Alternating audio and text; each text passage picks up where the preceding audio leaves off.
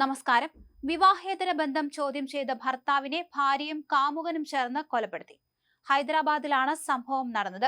VJ Ashok ആണ് കൊല്ലപ്പെട്ടത്. സംഭവത്തിൽ അശോകിന്റെ ഭാര്യ പൂർണിമ, കാമുകൻ മഹേഷ്, ഇവരുടെ സഹായി സായി എന്നിവരെ പോലീസ് അറസ്റ്റ് ചെയ്തു.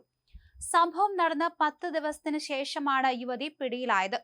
ഹൃദയാഘാതം മൂലമാണ് മരണം സംഭവിച്ചതെന്ന് ബന്ധുക്കളെയും പോലീസിനെയും വിശ്വസിപ്പിക്കാൻ ശ്രമിച്ചെങ്കിലും ശാസ്ത്രീയ അന്വേഷണത്തിനൊടുവിൽ സത്യം പുറത്തുവരികയായിരുന്നു. പൂർണിമ വീട്ടിൽ പ്ലേ സ്കൂൾ നടത്തി വരികയായിരുന്നു.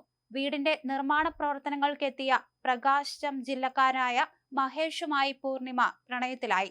ഇതിനെ തുടർന്ന് വീട്ടിൽ വഴക്കുകൾ പതിവായിരുന്നു. തന്റെ ബന്ധത്തിന് തടസ്സമായി നിൽക്കുന്ന അശോകിനെ ഒഴിവാക്കാൻ പൂർണിമ കാമുകനൊപ്പം ചേർന്ന് പദ്ധതിയിട്ടു. ഡിസംബർ 21 രാത്രി അശോക് ഉറങ്ങിക്കിടന്നപ്പോൾ പൂർണിമയും മഹേഷും ചേർന്ന് തലയണ ഉപയോഗിച്ച് ശ്വാസം മുട്ടിച്ച് കൊലപ്പെടുത്തി. കൊലപാതകത്തിന് ശേഷം സംഭവം സ്വാഭാവിക മരണമാണെന്ന് വരുത്തി തീർക്കാൻ പൂർണിമ ശ്രമിച്ചു.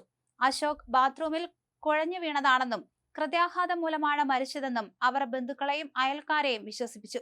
തുടർന്ന് മൃതദേഹം സംസ്കരിക്കാനുള്ള നീക്കങ്ങൾ നടത്തി. അശോകിന്റെ മരണത്തിൽ അസ്വാഭാവികത തോന്നിയ ചില ബന്ധുക്കൾ പോലീസിനെ വിവരമറിയിച്ചു. തുടർന്ന് നടത്തിയ പരിശോധനയിലാണ് ഇത്തരത്തിൽ കൂടുതൽ കാര്യങ്ങൾ വ്യക്തമായതും ഇവർ പിടിയിലായതും. അശോകിനെ ശ്വാസം മുട്ടിച്ചാണ് കൊലപ്പെടുത്തിയത്.